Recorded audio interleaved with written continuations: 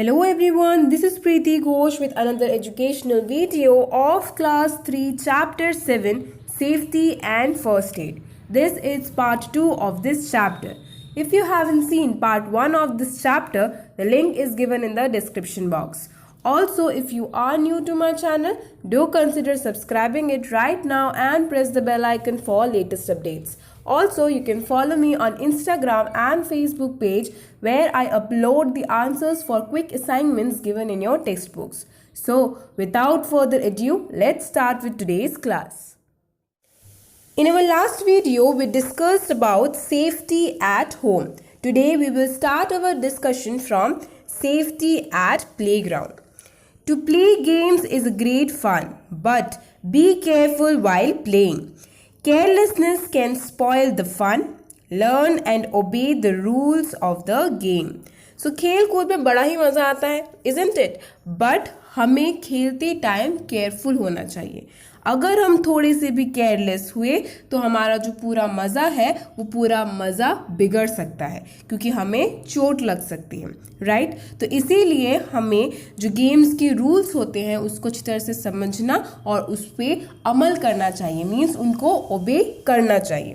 ठीक है, so let's see what are the safety measures that we should be careful about while we are at playground. Clear? So the first one is do not play near thorny edges or barbed wires. तो कभी भी जो fencing होती है जहाँ पे कांटे होते हैं या ऐसी किसी जगह के पास नहीं खेलना चाहिए क्योंकि क्या पता खेलते खेलते आप वहाँ पे चले जाओ और आपको उन कांटों से चोट लग सके. ठीक है. Next is do not hit others with a bat or ball. It can cause injury. Always wait for your turn at the swings or seesaw. Never play rough games.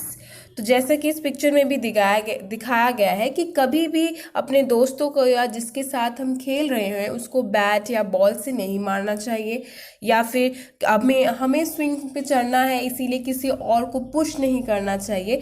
Means हमें कोई भी रफ गेम नहीं खेलना है, हमें अपने जो turn है उसके लिए वेट करना है, right? Next is tie your shoelaces properly. If you wear loose sandals or slippers, you may fall. So हमें अपने जो शू लेसेस है जब हम खेल रहे हो तो उससे पहले सही से बांध लेने चाहिए क्योंकि अगर हमारे शू लेसेस खुले रहेंगे और हमारे शूज़ ढीले रहेंगे तो हम गिर सकते हैं, हमें चोट लग सकती है. तो we have to tie our shoe laces properly. Clear? Next, we are going to discuss about safety on roads. When we are walking on road or we are on road, what are the safety measures that we have to take care of? First is follow the traffic rules on the road to keep yourself free from injury. Always walk on the footpath or on the safe side of the road. तो हमें हमेशा जो traffic rules हैं, जो traffic police है उनको ओबे करना चाहिए ताकि हमें चोट ना लगे. साथ ही में जब हम वॉक कर रहे हों सड़क पे तो हमें हमेशा फुटपाथ से वॉक करना चाहिए या फिर जो रोड का सेफ साइड होता है जो लोगों के चलने के लिए बनाए जाते हैं वहाँ से वॉक करने चाहिए. क्लियर?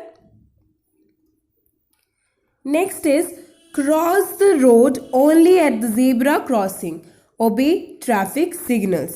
तो जब भी हम रोड क्रॉस कर रहे हो तो हमें ज़ेब्रा क्रॉसिंग से ही करने चाहिए जो कि क्रॉसिंग के लिए बने होते हैं और हमें ट्रैफिक जो सिग्नल्स है उसको भी ओबे करना चाहिए. Next is while riding a bicycle और a cycle keep to the left. Never ride a cycle on busy road with heavy traffic. तो जब भी हम साइकिल राइड कर रहे हो, साइकिल चला रहे हो तो you should always ride your cycle to your left के साइड पे ही चलाने चाहिए और कभी भी बिजी रोड्स या बहुत ज़्यादा ट्रैफिक के बीच में हमें साइकिल राइड नहीं करना चाहिए. ठीक है. नेक्स्ट, नेवर गेट ऑन और ऑफ अ मूविंग बस. कभी भी चलती बस से उतरना या चढ़ना नहीं चाहिए. Next is do not put your head or arm out of moving बस कभी भी अपना जो हाथ है या सर है उसको चलती हुई बस या चलती हुई व्हीकल से बाहर नहीं करना है।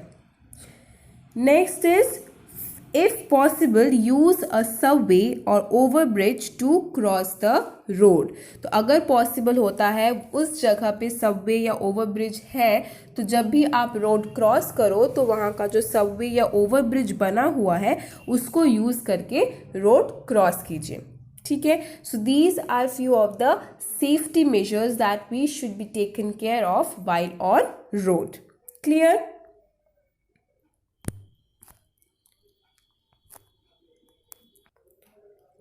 So by far we learned what are the safety measures we should adapt to avoid accidents। अगर अब एक्सीडेंट हो जाता है, now if the accident occurs तो हमें क्या करना चाहिए? So with this let's start with the discussion of the term called first aid। तो इसीलिए फर्स्ट एड के बारे में कुछ जानते हैं। When an accident occurs, face it boldly। जब कोई एक्सीडेंट होता है तो उसको boldly, बहुत करेज के साथ, बहुत ही स्मार्टली उसको हैंडल करना चाहिए। Now try to provide some immediate help or relief to the injured person। जो इंजर्ड हुआ है, जिस पर्सन को चोट लगी है, उसको थोड़ा सा रिलीफ देने के लिए एक इमीडिएट हेल्प देनी चाहिए। मीन्स तुरंत उसको एक थोड़ी सी हेल्प देनी चाहिए जिससे कि उसको थोड़ा आराम मिल सके। So now here comes the definition of first aid. The immediate help given to an injured person before the arrival of doctor is called first aid। तो first aid क्या है? ये जो immediate help है जो कि हम किसी injured person को दे रहे हैं डॉक्टर के आने से पहले, उसको हम कहेंगे first aid। So proper first aid can save the life of injured person। So we must know some basic first aid rules। तो जो प्रॉपर फर्स्ट एड अगर हम किसी को देते हैं तो वो किसी की ज़िंदगी, किसी की लाइफ बचा सकती है। इसीलिए जो बेसिक फर्स्ट एड रूल्स होते हैं वो हमें जानना चाहिए। ठीक है, so let's see what are the basic first aid rules. We should know how to provide first aid to the injured person। It can helps us also। तो हमें ये पता होना चाहिए कि अगर किसी को चोट लगती है तो उसको फर्स्ट एड कैसे दे, ये उसके लिए भी हेल्पफुल होगा। साथ ही में हमें इसकी नॉलेज रहेगी तो ये हमारे लिए भी हेल्पफुल होगा। सो पहला क्या है? If somebody gets badly injured, call the doctor और एन एल्डर एट वंस। अगर किसी को बहुत ज़्यादा चोट लगती है तो पहले ही किसी बड़े को या फिर डॉक्टर को बुला लेना चाहिए। And now if a person is bleeding, अगर किसी इंसान का खून बह रहा हो, do not let the wound bleed. उसको बहने नहीं देना है। हमें क्या करना है? टाई अ क्लीन हैंकी और बैंडेज ऑन इट। कोई क्लीन हैंकी या बैंडेज उस चोट के ऊपर जहाँ से खून बह रहा है वहाँ पे बांध देना है। ठीक है, नेक्स्ट क्या है? Make the wounded person lie down, keep the wounded part at the higher level. जिसको चोट लगी है उस पर्सन को लाई डाउन करने देना है और जो वुंडेड पार्ट है, जहाँ पे चोट लगी है, उसको थोड़ा हाई लेवल पे रखना है, थोड़ी ऊंचा करके उसको थोड़ा सा रखना है। ठीक है, next rule is wash the wound with cotton, Dettol और any other antiseptic and cold water. जहाँ पे चोट लगी है उस जगह को अच्छे से किसी एंटीसेप्टिक से लाइक डेटॉल हो गया या एंड कोल्ड वाटर, ठंडे पानी से अच्छी तरह से वॉश कर लेना है। Do not let others crowd around the injured person. जिस पर्सन को चोट लगी है उसके आसपास भीड़ नहीं जमा होने देना। If somebody has a fracture, अगर किसी को फ्रैक्चर होता है तो यू कैन जज it with the swollen part. तो उसको हम जज कर सकते हैं कि फ्रैक्चर हुआ है कि नहीं। उसका जो पार्ट है जहाँ पे उसको चोट लगी है, उसकी जितना वो स्वेलो होता है, जितना वो फूल जाता है, उसको देख के हम ये जज कर सकते हैं। Do not let the fractured part hang down. तो जहाँ पे फ्रैक्चर हुआ है उसको हैंग डाउन करके नहीं रखना, उसको नीचे लटका के नहीं रखना है। Tie it with some long cloth and give support to it. उसको किसी बड़े से कपड़े के साथ बांध के उसको सपोर्ट देना है। फॉर एग्जाम्पल, अगर हमारे हाथ में चोट लगती है, हमारे हाथ में फ्रैक्चर होता है, तो उसको एक कपड़े में लपेट के अपने नेक के सराउंड करके, अपने नेक के अराउंड उसको बांध के अपने हाथ को सपोर्ट देना है, उस हाथ को लूज ऐसे छोड़ नहीं देना है। Clear? Next is to cure a burn. अगर कहीं पे जल जाता है, ठीक है, तो क्या करना है, you can cool it with hot running water और आइस। तो पहले तो उस जगह को ठंडा करना है। कैसे करना है, जो कोल्ड वाटर है उसके नीचे उस पोर्शन को रखना है या फिर उस ठंडे पानी से उस पोर्शन पे डालना है, साथ ही आइस भी यूज़ कर सकते हैं। Now put some ointment like Bernol or Silvrix on the burn. उसके बाद जो ointments होते हैं उसको भी यूज़ कर सकते हैं। ointments कौन से, जैसे कि बर्नॉल हो गया या फिर सिल्वरिक्स हो गए, उसको जहाँ पे जल गया है जो पोर्शन या जिस पार्ट में थोड़ा सा बर्न हुआ है वहाँ पे ये ऑइंटमेंट लगा सकते हैं। ठीक है। Next is if the person has high temperature और हाई फीवर। अगर किसी को बहुत तेज़ बुखार हुआ है तो lie him down on a flat surface. पहले तो उसको एक फ्लैट सरफेस पे लिटा देना है।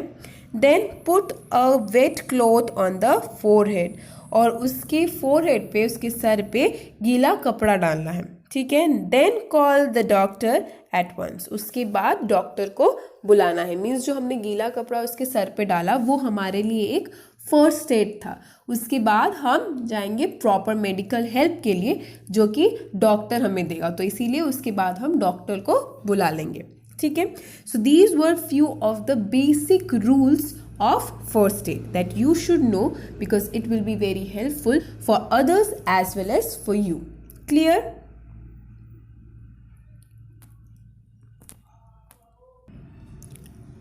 So students, that's all for today's video. Also, this marks the ending of explanation of this chapter. In our next video, we will learn the exercise questions of this chapter. Till then, stay tuned and thank you.